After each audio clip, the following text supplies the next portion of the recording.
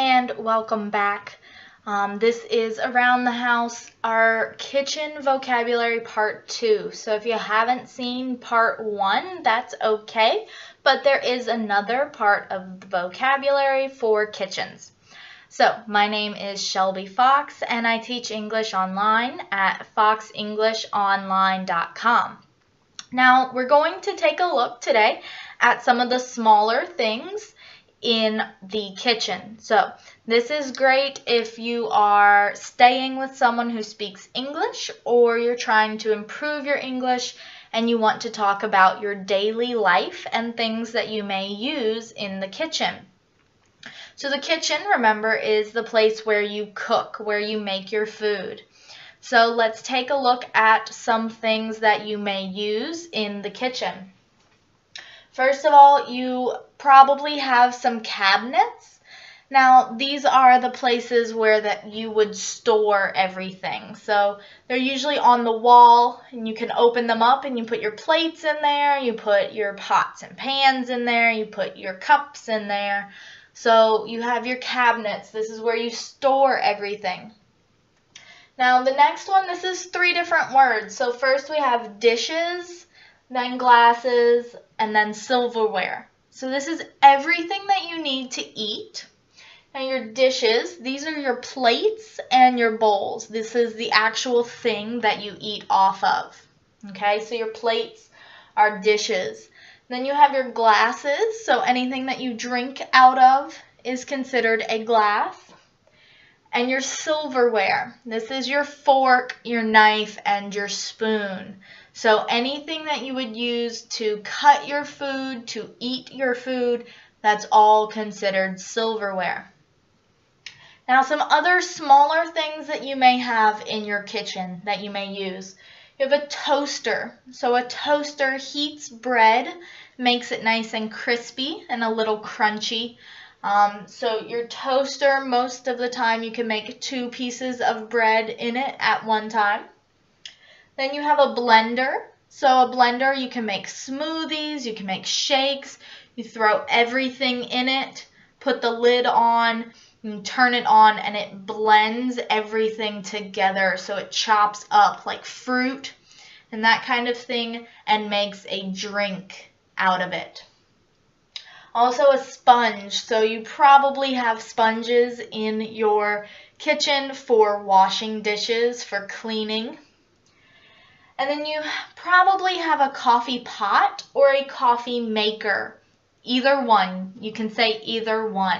So you can say, can you turn on the coffee pot, or can you turn on the coffee maker? Either one is just fine. So that's where you're making your coffee. Usually in the morning for those of you who like to drink coffee.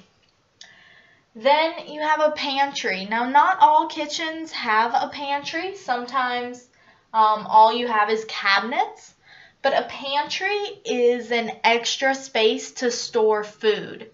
So most of the time your pantry it'll have a door and you'll be able to put all of your food in one area. So if you don't have a pantry, your food is probably in the cabinets. And then our last 2 words are pots and pans, and these are both things that we use to cook our food. So a pot would be a large bowl. You usually boil water and then cook food in there. So you might make soup, you could make macaroni and cheese, you can make pasta. You might cook your vegetables in a pot. A pan is shorter, it's flatter, so you could use it if you're going to saute something like vegetables, you might put them in a pan. Or if you're making like pizza or something, or cookies, you may have a pan that you put it on and stick it in the oven. So your pots and your pans are what you use to cook. So those are your things to cook. Your pantry, that's where you're storing your food. Coffee pot or coffee maker, it's what you use to make your coffee in the morning. Sponge will help you clean your dishes, help you wash your dishes.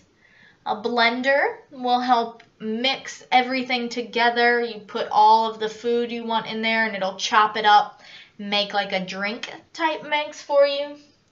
Your toaster will warm up your toast, warm up your bread, make it nice and crispy for you.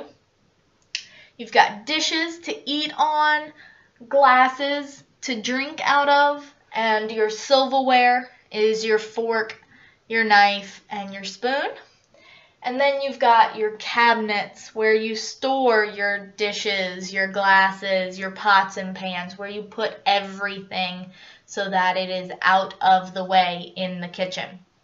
So that's part 2 of our kitchen vocabulary. And if you would like to see part 1, it is also listed on here.